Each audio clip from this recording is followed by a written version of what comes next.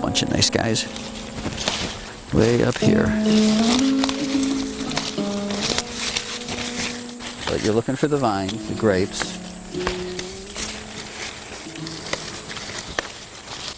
And what we're doing here are Riesling, and these are going to make a fine, semi-sweet wine for us. I'm the only organic winery really in the state of Michigan. The first bottle of organic wine done in Michigan was done at this farm. The first organic ice wine was done at this farm. The second organic ice wine. So we're winemakers, among other things. Why are we making wine? Well, when I first moved up to this region and I was looking at grape growing, I was just very surprised that none of the growers were growing organically. And when I talked to what I call real farmers, real vintners, what I was told is you just can't do it. It's too difficult. Organic farming is absolutely no more difficult than conventional farming. The difference is we have to be far more proactive. So in the case of an organic farm, fungicide's an issue. So we're watching the weather constantly. When the weather conditions are ripe for scab infection in apples or mildew in grapes, we're going to spray. A commercial grower that's not organic sprays more on a schedule. We're going to spray block A Thursday at noon. And the tools they use have a long enough retention period where they can do that. We don't. We use things like elemental sulfur. And I'll spray probably twice as frequently as a conventional grower. But I don't have scab on apples. I don't have a mildew issue to speak of. And our grapes are as clean as anybody in the counties. So it says, yes, you can do it. But you have to pay a little bit more attention. Is that more difficult? I don't think so. It's just attitudinally or culturally a little bit different.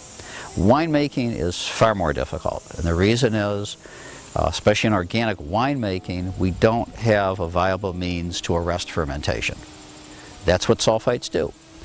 So at the end of the process, when that vintner gets the flavor exactly where he or she wants it, they use potassium betasulfite. It kills bacteria, kills the yeast, put it in the bottle, you're safe forever. We have to deal with other things. In the case of some of our fruits, we can pasteurize. In the case of the wines, we cool them down. What we have going for us up here is cold, so use it.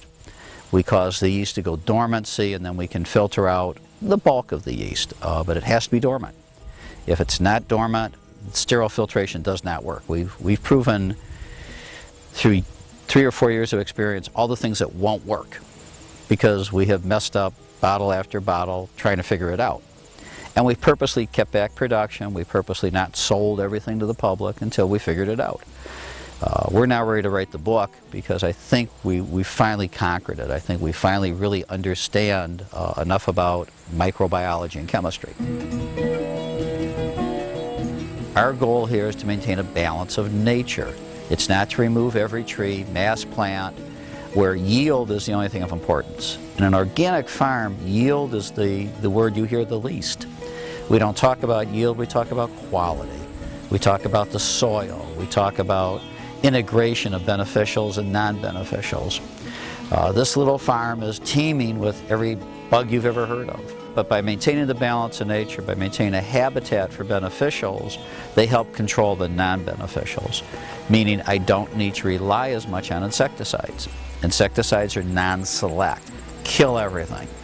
All right, once you go in and you use an insecticide and you destroy all those critters that are causing your problems, you've also interrupted the food chain.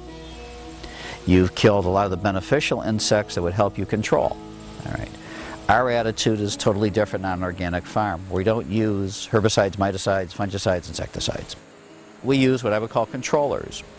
I'm trying to control the amount of damage caused by insects. If insects do 2 to 5% damage, it's not an economical loss. I'm not going to spend the monies to kill everything to make 5% more. It's not how I do business.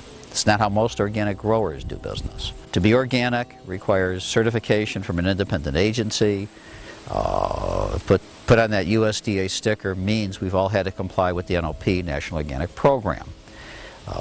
That's, as the consumer, that's your protection. That's someone coming out spending a whole day at my farm looking at what we do, looking at spray logs, testing the soil, testing the leaves, and assuring that what we're saying to you is valid. And organic is forgetting everything from the last 100 and some odd years and going back to the way it used to be done.